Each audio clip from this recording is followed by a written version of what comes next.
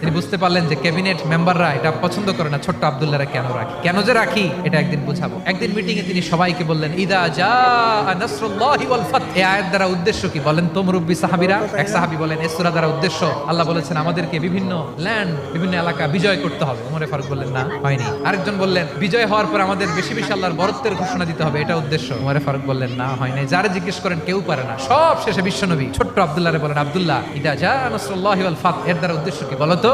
ছোট্ট আব্দুল্লাহ বলেন হুয়া আজালু রাসূলিল্লাহ। এই আয়াত দ্বারা বিশ্বনবীর বিদায়কে উদ্দেশ্য নেওয়া হয়েছে। ওমরে ফারুক বলেন হাযা হুয়া, এটাই তো সঠিক উত্তর, এটাই সঠিক তাফসীরে আয়াতের। কারণ ইদা জাআ নাসরুল্লাহি ওয়াল ফাত, যখন আল্লাহর সাহায্য আর বিজয় আসবে, ওয়া রাআইতান নাসা ইয়াদখুলুনা ফি দীনিল্লাহি আফওয়াজা, আপনি দেখবেন দলে দলে ঢলে ঢলে বানের পানির মতো মানুষ ইসলামের দিকে ঢুকতেছে। ইসলামের বিজয় হয়েছে। তো ইসলামের বিজয়ের মিশন নিয়ে নবী আসছে, বিজয়ী যখন হয়ে গেছে এখন তো নবীর বিদায় হবে। জোরে বলেন ঠিক কিনা? কোন সাহাবী